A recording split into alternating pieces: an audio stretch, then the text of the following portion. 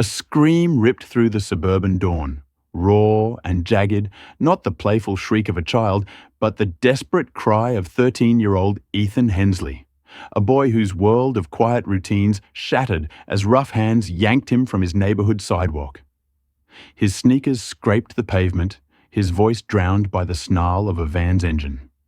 300 miles away, in the cold sprawl of an unfamiliar city, those hands shoved him onto a gritty curb, his backpack tumbling into the gutter. "Stay out!" a voice spat before the van roared off, leaving Ethan trembling, his autistic mind reeling in a sensory storm of fear and disorientation. The mastermind behind this nightmare was Patricia Evans, the steely HOA president of Crestwood Pines, who'd branded Ethan a menace for walking alone, wielding vague bylaws to cloak a vicious power grab. She had no idea Ethan's father, Mark Hensley, was the Harris County District Attorney, a man whose love for his son burned hotter than his reputation for crushing corruption. This wasn't just a kidnapping. It was the fuse that would ignite a father's wrath, reducing Patricia's HOA empire to rubble in a blaze of justice. Ethan's walks were his lifeline. His autism made crowded spaces a chaotic blur, but the familiar loops of Crestwood Pines, its oak-lined streets, weathered mailboxes, and whispering trees, anchored him. He'd hum softly, tracing sidewalk cracks, his backpack stuffed with sketch pads and a fidget spinner. Neighbors knew him, waving from porches, but Patricia saw a threat in his solitary strolls. Mark, a seasoned prosecutor who'd spent 2 decades dismantling liars and predators, cherished Ethan's quiet strength. Each evening, Ethan would tug on his grey hoodie, murmur, "I need to walk and hear the trees," and slip out. Mark would ruffle his hair, kiss his forehead, and say, "Back before dark, okay?" That was the last time he'd seen his boy, just hours before the call that would turn his world to ash. The phone rang in the dim light of Mark's kitchen, his coffee tepid, pajama pants sagging, hair a mess from a restless night.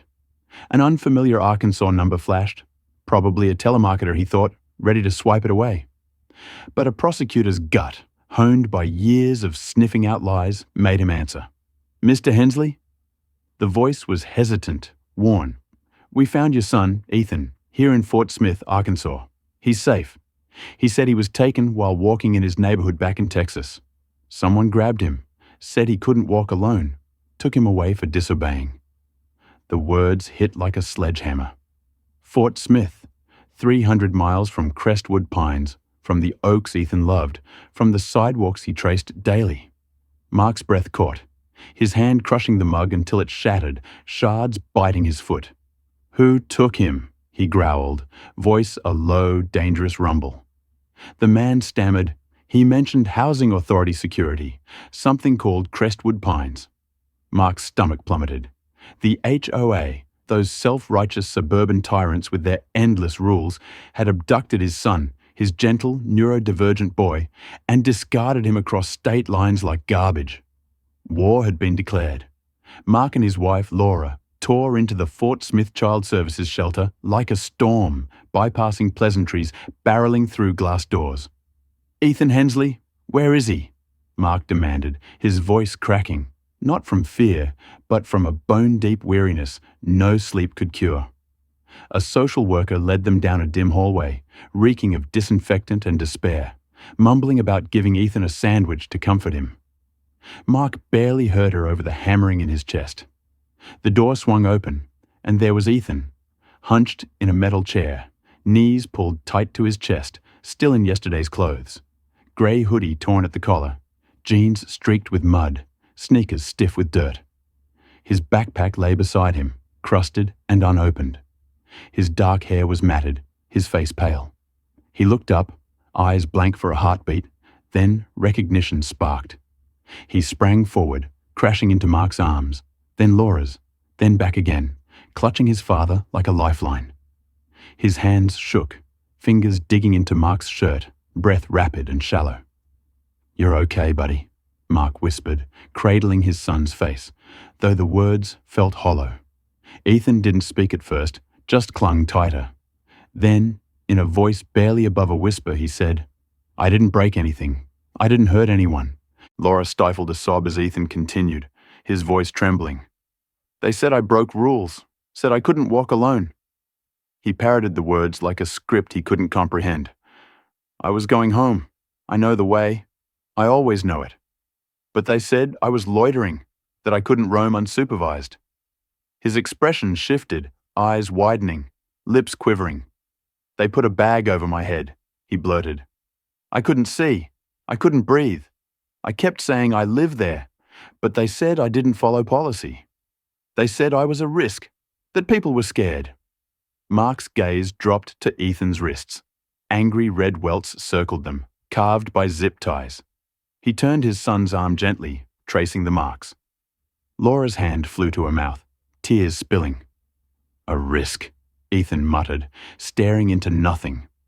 Mark's heart didn't just ache, it burned. Someone had decided his harmless, sensitive boy was a threat, restrained him, hooded him, and dumped him 300 miles away like trash. This was personal, and they'd pay. Mark thrived on precision, not panic. 2 decades of prosecuting predators had taught him how systems twisted rules into weapons. In his shadowed home office, blinds shut, he pulled up Crestwood Pines gate camera footage. There, Ethan appeared, calm, hands in pockets, walking past the Oaks. Then Travis Malone, a security guard Mark recognized, fired from the sheriff's office for brutality, rehired by the HOA, strode out. No greeting, just a barked order. Ethan stepped back. Travis lunged, yanking his arms, securing zip ties. In moments, Ethan was shoved into a white van. No plates, no markings. Mark's jaw clenched as the screen went black. He opened the HOA bylaws, pages of jargon hiding a bombshell. Section 9.3 allowed temporary removal of anyone causing concern to ensure peace. A scrawled note added, roaming teens, loitering threat, consider off-site transport if repeated. This wasn't a one-off. It was a system. Laura stood in the doorway, silent since watching the footage.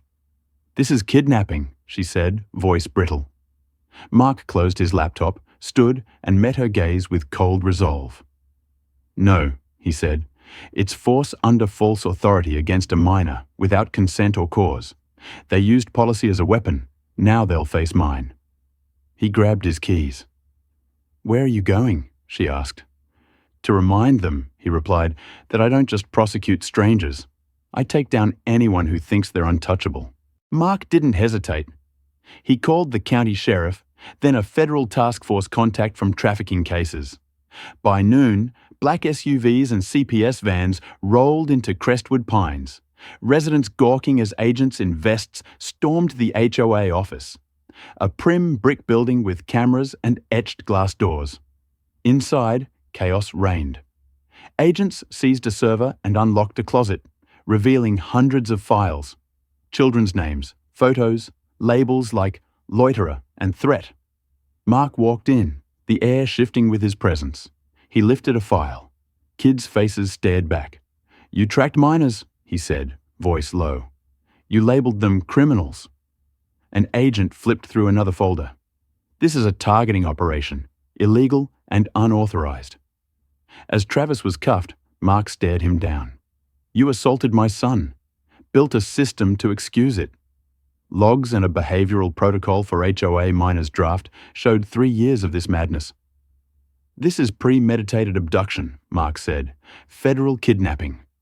The story erupted. Headlines screamed, HOA kidnaps autistic boy, dumps him 300 miles away. Protesters swarmed Crestwood Pines, news choppers buzzing overhead. Patricia faced cameras in a cream blazer, cool and unrepentant. We ensure safety, she said. This child's behavior was suspicious. He didn't respond when addressed. We acted per protocol to prevent a threat. Calling Ethan a threat lit a fuse. Outrage flared. Parents of autistic kids led the charge, signs reading, "My child isn't your enemy," outside her home. 7 days later, Mark filed charges. State of Texas versus Patricia Evans, Travis Malone, and Crestwood Pines officers, kidnapping, endangerment, conspiracy. He took the case himself. In a packed courthouse, he declared, "This is about power run amok, a private group playing judge and jury beyond the law."